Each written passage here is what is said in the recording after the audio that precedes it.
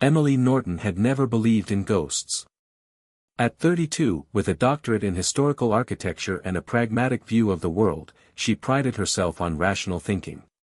But as she stood before the weathered gates of Elmwood Manor, a peculiar sensation crawled up her spine, something beyond the autumn chill. "You must be Dr. Norton," a voice called from beyond the wrought iron. An elderly man with bright eyes that contrasted his stooped posture emerged from the shadows. "Walter Blackwood, caretaker," he said, extending a weathered hand. "We spoke on the phone." Emily smiled and shook his hand. "Yes, thank you for agreeing to the tour.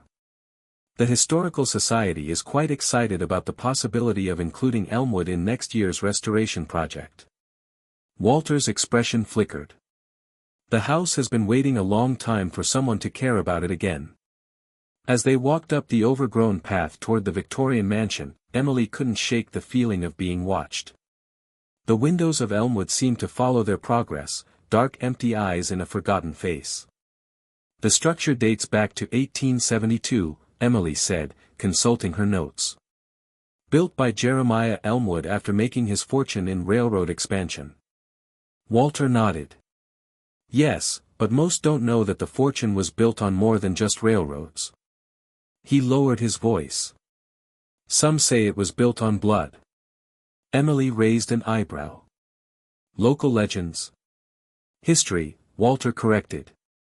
"Just because it wasn't written in your textbooks doesn't make it any less true." The massive front door creaked open at Walter's touch, revealing a grand foyer where dust motes danced in beams of light filtering through stained glass. Despite years of neglect, the craftsmanship was magnificent: carved woodwork, intricate moldings, and a sweeping staircase that curved up to the second floor. Emily stepped inside, her trained eye cataloging architectural details even as she felt an inexplicable tightness in her chest. "Extraordinary preservation," she murmured, running a finger along a mahogany banister. "The house keeps itself," Walter said. "I just tend the grounds." As they moved deeper into the mansion, Emily's digital camera began to malfunction, clicking on and off by itself. She frowned, checking the battery. "Electronics don't fare well here," Walter said with a knowing look. "The house has its own energy." Emily dismissed the comment, switching to her phone camera instead. But as she framed a shot of an ornate fireplace, she noticed something in the viewfinder, a blur of movement at the edge of the frame. "Is someone else here?" she asked sharply. Walter shook his head. "Just us and the house, Dr. Norton." They continued through the first floor, past the library with its empty shelves and the dining room where a massive table still stood, waiting for guests who would never arrive. In the kitchen, ancient copper pots hung from a rack, spotlessly clean despite decades of disuse. "This is unusual," Emily said, running a hand over a pristine countertop. "I told you. The house keeps itself." As they climbed the staircase to the second floor, Emily paused at a portrait hanging on the landing. The painting depicted a stern-faced man with piercing eyes and a woman whose smile didn't quite reach her eyes. Between them stood a young girl, perhaps 12, with a solemn expression that seemed too grave for her years. "The Elmwoods," Walter explained. "Jeremiah, Elizabeth, and their daughter Grace." "What happened to them?" Emily asked, finding herself whispering though she didn't know why. "Tragedy," Walter replied simply. "Like most old families with too much money and too many secrets." On the second floor, the air grew noticeably colder. Emily wrapped her arms around herself as they walked down a long corridor lined with closed doors. "The family bedrooms," Walter explained. "And at the end, Grace's room. It's best we not disturb that one." Emily frowned. "Mr. Blackwood, I need to document the entire house for the Historical Society." "That includes all rooms." Walter hesitated, then nodded reluctantly. "Very well. But don't say I didn't warn you." As they approached the last door, Emily felt a distinct drop in temperature. Her breath fogged in front of her face, though the rest of the house wasn't nearly cold enough to cause such an effect. The door to Grace's room was different from the others, smaller, with faded pink paint and a tarnished silver doorknob shaped like a butterfly. Walter took a step back. "I'll wait here." With a mixture of curiosity and growing apprehension, Emily reached for the doorknob. It was ice cold to the touch, and for a moment, she could have sworn she heard a child's laughter from the other side of the door. It opened with surprising ease. Inside Grace's room, time seemed suspended. Unlike the rest of the house, there was no dust here. A four-poster bed with delicate lace canopy stood against one wall, a porcelain doll with glass eyes perched against the pillows.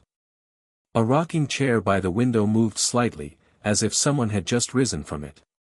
"This is impossible," Emily whispered. The room looked like it was being actively maintained, not abandoned for nearly a century. She moved to the dresser where silver-backed brushes and combs were arranged in perfect symmetry. A music box sat open, though no melody played. Emily touched it gingerly, and the tiny ballerina inside suddenly twitched, making her jerk her hand back. "Clockwork," she assured herself. "Just old clockwork settling." On the wall hung a collection of framed photographs, yellow with age but perfectly preserved. They showed Grace at various ages, sitting stiffly for formal portraits, playing in the garden, and standing with her parents. In each image, the girl's expression remained the same, solemn, watchful, with eyes that seemed older than her years. Emily raised her phone to photograph the collection, but the screen went black the moment she pointed it at the images. Frustrated, she tucked it away and pulled out her notebook instead. As she scribbled notes about the room's condition, a sudden gust of wind swept through, ruffling the pages. Emily looked up, startled. The window was closed tight, its glass intact. "Just a draft," she murmured, but her certainty was wavering. She turned to leave and froze. On the back of the door, previously hidden when it was open, hung a mirror in an ornate silver frame. In its reflection, Emily saw herself, and behind her, a young girl in a white dress, watching with dark, hollow eyes. Emily spun around, heart hammering, but the room was empty. When she looked back at the mirror, the reflection showed only herself, pale and shaken.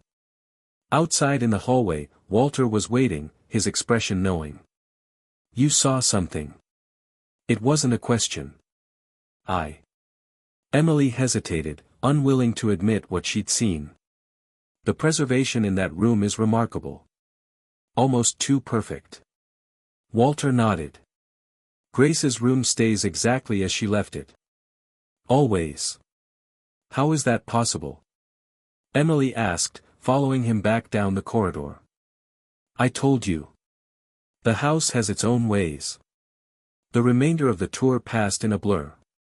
Emily documented what she could, but her camera continued to malfunction, and her phone battery drained rapidly. By the time they reached the attic, a vast space filled with trunks and furniture draped in sheets, she was using the last of her phone's power for brief illumination in the dim light. "What's in here?" she asked, indicating a locked door at the far end of the attic. "Storage," Walter replied too quickly. "Nothing of interest." But Emily's researcher instincts were piqued. "I'd like to see it, please." Walter's face darkened. "Some doors are better left closed, Dr. Norton." Before she could argue, a loud crash came from somewhere below. Emily jumped. What was that? Emily backed away from the staircase, bumping into a side table. A vase crashed to the floor, shattering the silence. "This isn't happening," she whispered. "This is some kind of elaborate prank." Walter shook his head sadly. "I wish it were, Dr. Norton. But Elmwood's truth is far stranger than any prank." The figure of Grace had stopped midway down the staircase, her small hand resting on the banister. Even from a distance, Emily could see that her feet didn't quite touch the steps. "What do you want?" Emily called, addressing the child directly. A voice answered, but not from the staircase. It seemed to come from the walls themselves, echoing through the foyer. "Stay. Play. Forever." The word sent ice through Emily's veins. "Mr. Blackwood, I don't know what kind of game you're playing, but I'm leaving now." She turned back to the door, pulling a small flashlight from her bag and examining the lock. "You can't leave," Walter said simply. "Not until the house allows it." Emily ignored him, focusing on the lock. As an architectural historian, she knew old mechanisms. This one was complex but not unfamiliar. If she could just... A cold hand touched her shoulder. Emily whirled around, but there was no one there. Walter stood several feet away, watching with resignation. The figure on the staircase hadn't moved. "Grace doesn't like to be ignored," Walter warned. As if in response, all the doors in the foyer suddenly slammed shut, one after another, the sound like gunshots in the quiet house. Overhead, the chandelier began to sway, its crystals tinkling an eerie melody. Emily's professional skepticism was crumbling. What is happening here? What is she? Walter gestured for Emily to follow him into the parlor, where the last light of day still filtered through tall windows. When they were seated in dusty velvet chairs, he began to speak. Grace Elmwood died in this house in 1885, at the age of 12. Officially, it was scarlet fever. Unofficially. He trailed off, then continued more quietly. Her father had made enemies. Powerful ones. Some say the child was poisoned as revenge for Jeremiah's business dealings. Emily listened, her academic mind still searching for rational explanations even as gooseflesh rose on her arms.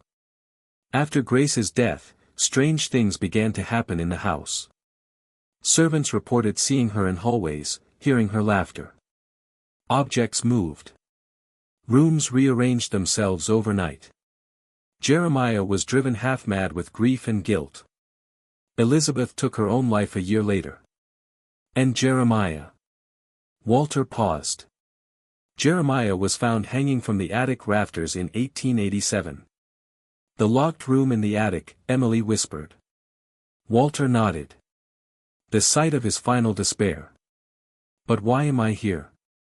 Why did you bring me to this place? I am bound to Elmwood, Walter said. As my father was before me, and his father before him. The Blackwoods have always served the house. We bring it what it needs. And what does it need? Walter looked at her with sad eyes. Company for Grace. The child is lonely. The house preserves those who stay. Makes them part of itself. Emily stood up, anger cutting through her fear. You lured me here as some kind of sacrifice. To a ghost. Not a sacrifice, Walter corrected. An addition. The house has chosen you because you care about its history, its preservation. You see its beauty despite its darkness. That's rare. A sound from the doorway drew their attention. The small figure stood there now, more visible in the dimming light. Grace Elmwood wore a white dress with a blue sash, her dark hair in neat ringlets. Her face was pale as moonlight, her eyes deep wells of shadow. In her hands, she clutched the porcelain doll from her bedroom. Hello, the child said, her voice echoing strangely, as if coming from far away. Will you play with me? Emily's throat tightened. The rational part of her mind still insisted this couldn't be real, but her senses told her otherwise. The temperature in the room had plummeted, her breath visible in the air between them. Grace, Emily said, surprised at her own steadiness, I can't stay and play. People will look for me if I don't return. The girl's expression darkened, the shadows around her deepening. Everyone leaves. No one stays. Not fair. Not fair. The last words rose to a shriek that rattled the windows. Objects around the room began to tremble, books slid from shelves, a clock toppled from the mantel, the crystal decanter on the sideboard exploded, sending glass shards flying. Emily ducked, covering her head. When she looked up, Grace was directly in front of her, the child's face inches from her own. Up close, Emily could see through her to the wallpaper behind, a translucent presence that still somehow radiated cold and malice. You will stay. Each word dropped like ice into the space between them. Emily forced herself to hold the ghost's gaze. Grace, I understand you're lonely. But keeping people here against their will isn't right. Don't you want friends who choose to stay? For a moment, the ghost child seemed to consider this. The objects in the room settled, the violent energy receding. Walter looked at Emily with newfound respect. No one has spoken to her that way in a very long time. Grace floated backward, her form flickering like a candle flame. You'll come back. Promise? Her voice was suddenly small, childlike again. Before Emily could answer, the front door crashed open, a gust of night air sweeping through the house. From outside came voices, flashlight beams cutting through the darkness. Dr. Norton. Are you in there? Your office said you should have checked in hours ago. Relief flooded through Emily. Her research assistant must have alerted campus security when she missed their scheduled call. Grace's form began to dissipate, her features twisting with rage and betrayal. Liar. The accusation thundered through the house, rattling the foundations. Pictures fell from walls, furniture slid across floors. Run, Walter urged, pushing Emily toward the foyer. Before she seals the house again. Emily didn't need to be told twice. She bolted for the open door, calling out to the search party.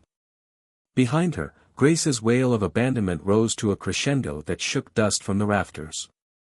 As Emily crossed the threshold into the cool night air, she felt something snag at her ankle. Looking down, she saw nothing visible, but the sensation of small, cold fingers was unmistakable. I'll come back, she whispered. I promise.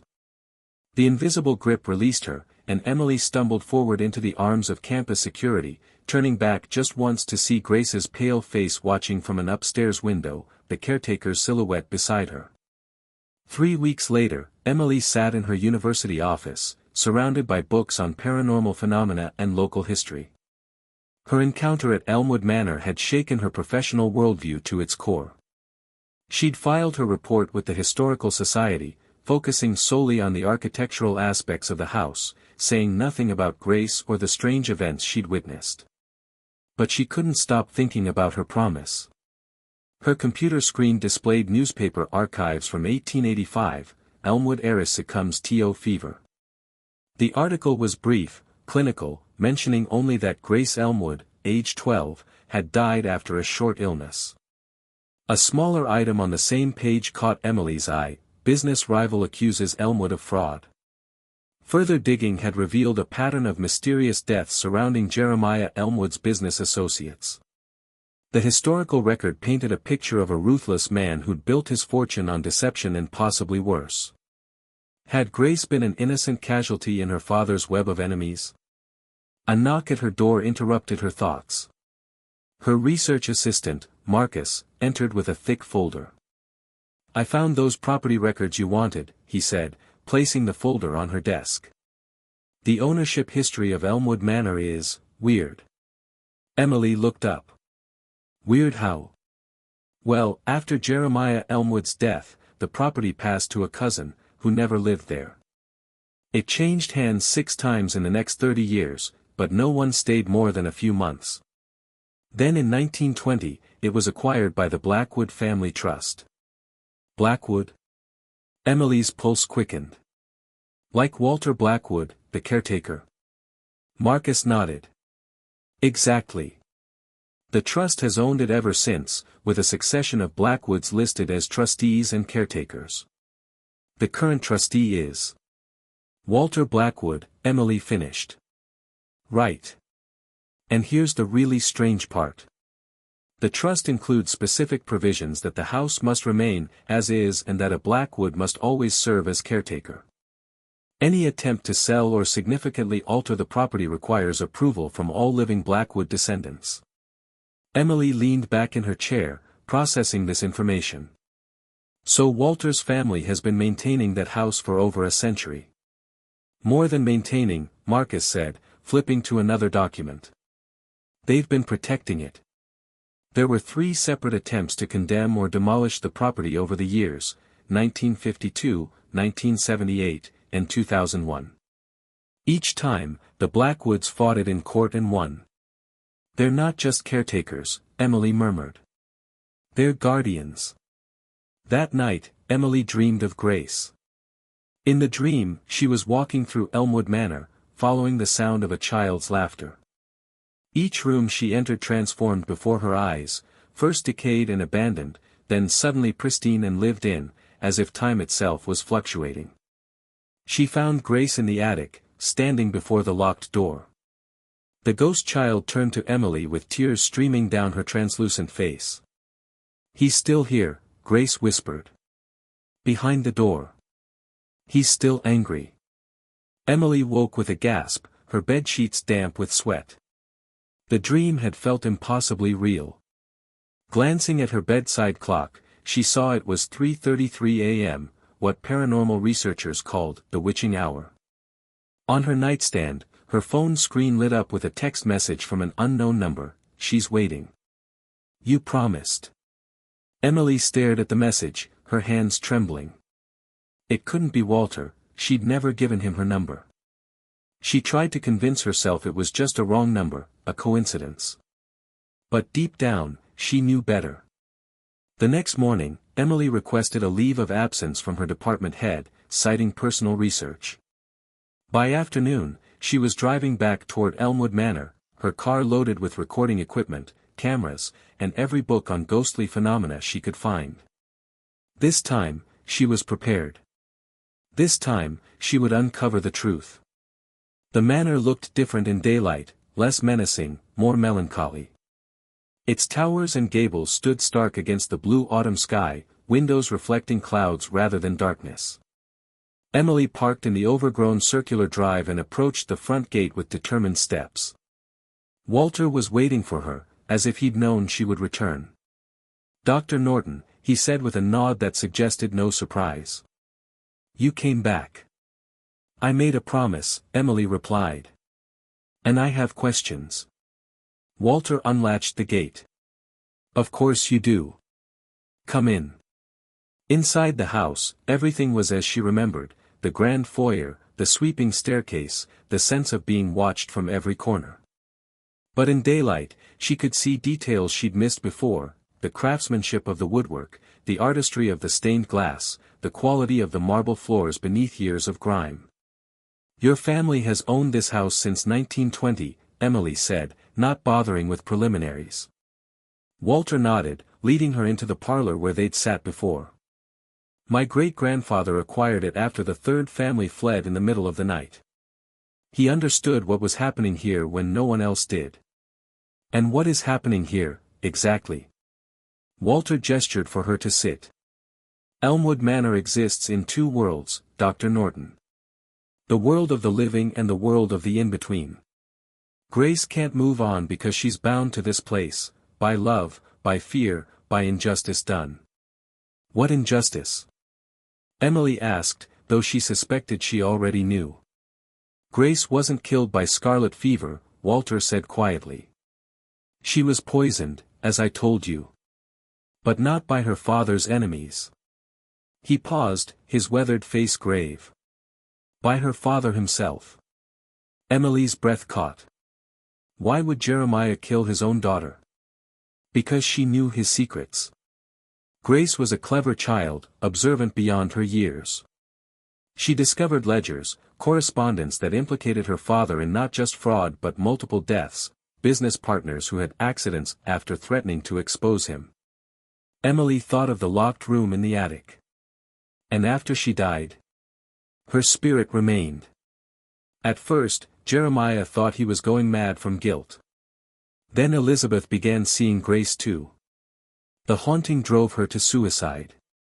And finally, when Jeremiah could bear it no longer, he hanged himself in the attic room where he'd hidden the evidence of his crimes. "The locked room," Emily whispered. Walter nodded. "The center of the darkness in this house. Grace's spirit is trapped here, but so is Jeremiah's. He cannot leave the attic room where he died, but his influence spreads through the house like poison." "Two ghosts," Emily said, trying to process this new information. A child victim and her murderous father.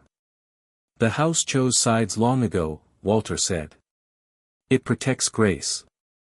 Confines Jeremiah. My family has helped maintain that balance for generations. And where do I fit into this? Emily asked, though she feared the answer. The house has chosen you to help Grace, Walter said simply. It rarely selects someone from the outside, but when it does, that person has a purpose to fulfill. From upstairs came the faint sound of a music box playing. Walter looked up. She knows you're here. She's been waiting. Emily steeled herself. Take me to her. Walter led Emily up the grand staircase, the house creaking around them as if aware of their presence. The air grew colder with each step, their breath frosting in front of them despite the autumn warmth outside. They found Grace in her bedroom, sitting on the edge of her four-poster bed, stroking the hair of her porcelain doll. She looked up as they entered, her eyes brightening with an ethereal glow. You came back, the ghost child said, her voice echoing softly. You kept your promise. Emily nodded, finding her fear replaced by a strange sense of sorrow for this lost child. Yes, Grace. I came back to help you. Grace tilted her head. Help me how? I think you've been here long enough, Emily said gently. I think it's time for you to rest. The temperature in the room plummeted. Grace's form flickered, her features momentarily distorting with rage. No. I can't leave. He won't let me. The doll in her hand sailed across the room, smashing against the wall. The rocking chair began to move violently, the music box opened and closed repeatedly, its tune playing in discordant bursts. Walter stepped back toward the door, but Emily stood her ground. Grace, she said firmly. I know what happened to you. I know what your father did. The chaos subsided slightly, Grace's form stabilizing as she stared at Emily with hollow eyes. He hurt me, she whispered. He put something in my tea. It burned. It hurt so much. Her small hands clutched at her throat, reliving her final moments. I'm so sorry, Emily said, fighting back tears. But staying here, trapped with him, that's letting him hurt you forever. Don't you want to be free of him?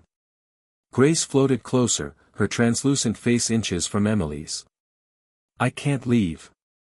He's still here. In the attic.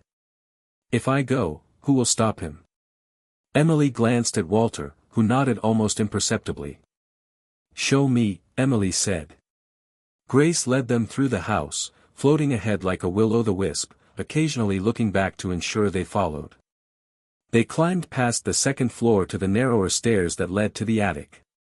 With each step, the house seemed to resist them, floorboards groaned, doors slammed in distant rooms, the very air grew thick and difficult to breathe. The house doesn't want us near the attic room, Walter explained, his voice strained. It's been containing him all these years. In the main attic space, dust motes swirled in agitation, forming patterns that almost resembled faces twisted in anguish. At the far end stood the locked door Emily had noticed during her first visit, ordinary in appearance but radiating a malevolence she could feel like a physical force. Grace stopped several feet from the door, unwilling to approach closer. He's in there, she whispered. Always angry. Always waiting. Emily approached the door cautiously. Unlike the rest of the house, this area was thick with dust and cobwebs, as if the house itself shunned this space. What's behind this door? She asked. Jeremiah's study, Walter replied. Where he kept his secrets. Where he ended his life. And now his spirit is trapped there. Walter nodded grimly. The house contains him. But his presence corrupts it, like rot in the foundation. As long as he remains, Grace cannot move on, and the house cannot be freed. Emily reached into her bag and pulled out a small digital recorder. Then we need evidence. We need to document what happened here, the truth that was buried with Grace. Grace's form brightened slightly. The truth, she echoed. Yes. In the desk. He kept everything in the desk. Emily turned to the locked door, then to Walter. Do you have the key? The old caretaker reached into his pocket and produced an ornate iron key, its design matching the house's Victorian aesthetics. No Blackwood has opened this door in generations. We've kept it locked to contain him. Emily took the key, its weight cold and solid in her palm. Grace, if we find the evidence, if we can prove what your father did, will you be able to move on? The ghost child hesitated, her form flickering with uncertainty. I don't know.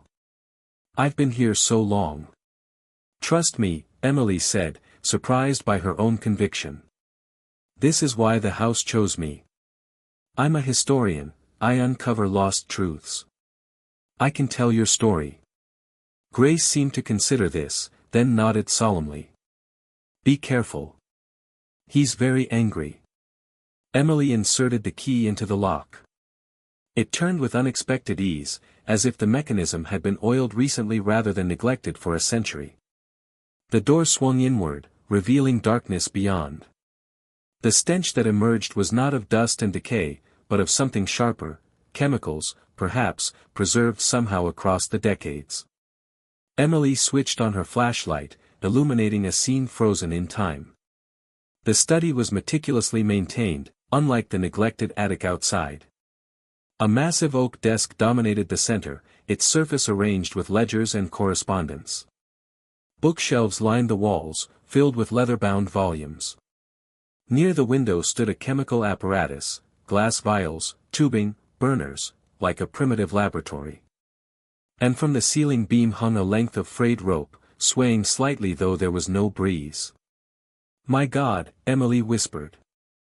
As they stepped inside, the door slammed shut behind them with such force that dust rained from the ceiling. Walter spun around, trying the handle, but it wouldn't budge. He knows we're here, the caretaker said, his voice tight with fear. The temperature dropped precipitously, frost forming on the windows despite the autumn day outside. The papers on the desk began to rustle, pages turning of their own accord. The rope swayed more violently now, as if recently used.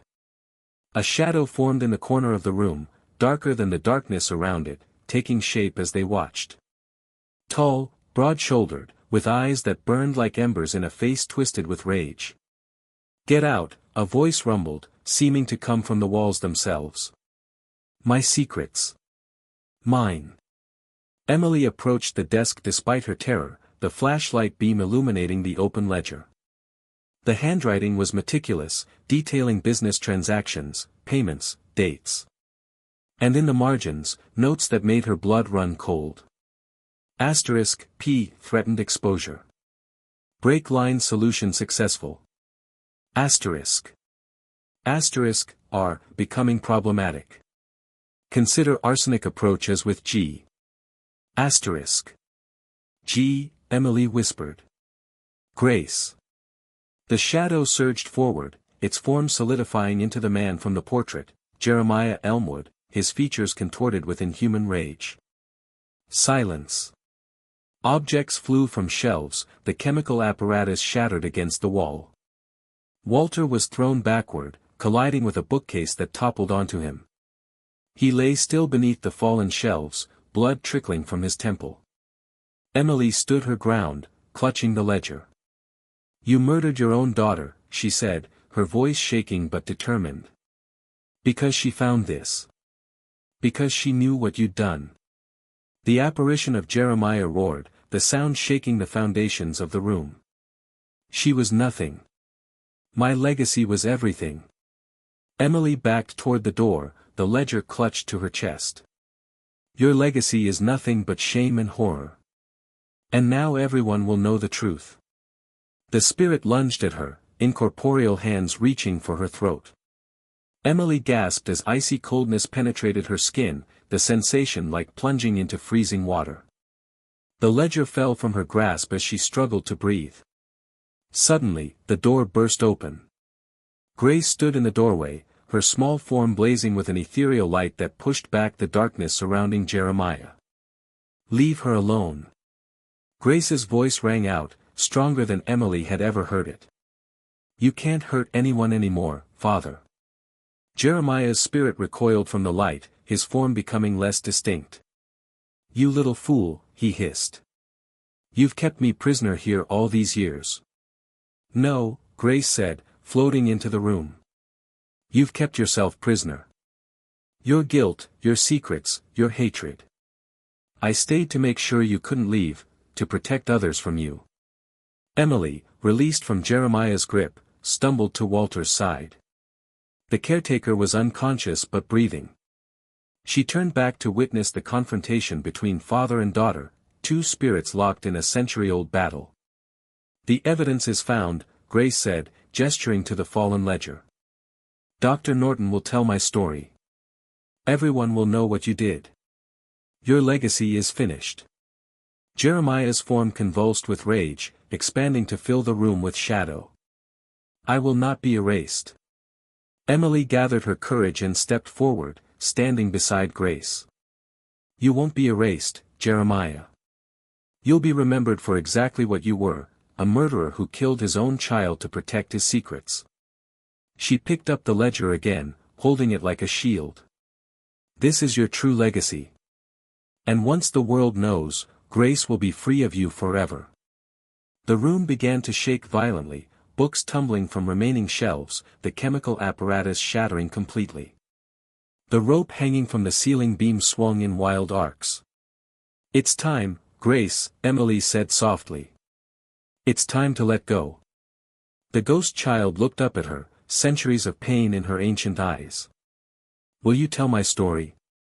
Will people know the truth?" "I promise," Emily said. "Every word." Grace nodded and turned back to her father's raging spirit. "I'm not afraid of you anymore," she said. "And I don't have to stay." She reached out, taking Emily's hand. Though incorporeal, Emily felt the touch as a gentle coolness, like a spring breeze. "No." Jeremiah howled as Grace's form began to brighten, the light spreading through her translucent body. "Thank you," Grace whispered to Emily. Then she turned to her father one last time. "Goodbye, Father. I forgive you." With those words, Grace's spirit dissolved into particles of light that floated upward, passing through the ceiling and beyond. As she vanished, a profound change swept through the room. The oppressive atmosphere lifted, the temperature rose, and sunlight suddenly streamed through the grimy windows. Jeremiah's spirit contorted in agony, his form thinning as Grace's forgiveness, the one thing he could never face, washed over him. With a final, despairing wail, his presence collapsed in on itself, leaving nothing but ordinary shadows in the corners of the attic room. Walter stirred, groaning as he pushed aside the fallen bookcase. "What happened?" he asked, touching his bleeding temple. "It's over," Emily said, helping him to his feet. "Grace is gone. She's free." The caretaker looked around the sunlit room in wonder. "And Jeremiah?" "Gone too." Grace's forgiveness was the key, the one thing his hatred couldn't withstand. They made their way carefully down through the house, Emily clutching the ledger and a few other documents she'd gathered from the desk. As they descended, they both noticed the change in the atmosphere. The house felt lighter, the air fresher, as if windows had been opened after decades of stuffiness. In the foyer, Walter paused, looking around with new eyes. "The house feels different." Emily nodded. "It's no longer caught between worlds. It's just a house now, an old, beautiful house with a sad history." "What will happen to it?" Walter asked. Emily looked up at the grand staircase where she'd first seen Grace. "I'll make sure the Historical Society knows its true significance. And I'll write Grace's story, just as I promised." Walter smiled faintly. "The Blackwoods have served as guardians for generations. I suppose our duty is finally complete." Outside, the autumn afternoon was waning, golden light bathing the unkempt grounds of Elmwood Manor. As they walked to the gate, Emily turned back for one last look. For a moment, she thought she saw a flash of white at an upstairs window, a small figure waving goodbye. But when she blinked, there was nothing there but curtains stirring in the breeze. 6 months later, Emily stood before a gathered crowd at the reopening of Elmwood Manor as a historical museum. Her book, The Shadow of Elmwood, The True Story of Grace Elmwood, had become a bestseller, its revelations causing a sensation in historical circles and beyond. The renovation had been respectful, preserving the house's character while making it safe for visitors. Grace's room remained exactly as it had been, now the centerpiece of the tour. And in the foyer, a bronze plaque told the true story of the child who had been silenced but never forgotten. Walter Blackwood, now the museum's first official curator, stood beside Emily as she cut the ribbon. The last of his family to serve the house, but in a new capacity, as keeper of truth rather than secrets. As visitors streamed into the grand old house, Emily felt a sense of completion. She had fulfilled her promise to Grace. The truth had been told.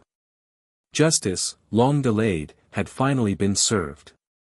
And somewhere beyond the veil that separates worlds, she hoped a child who had been trapped for too long was finally at peace. The end.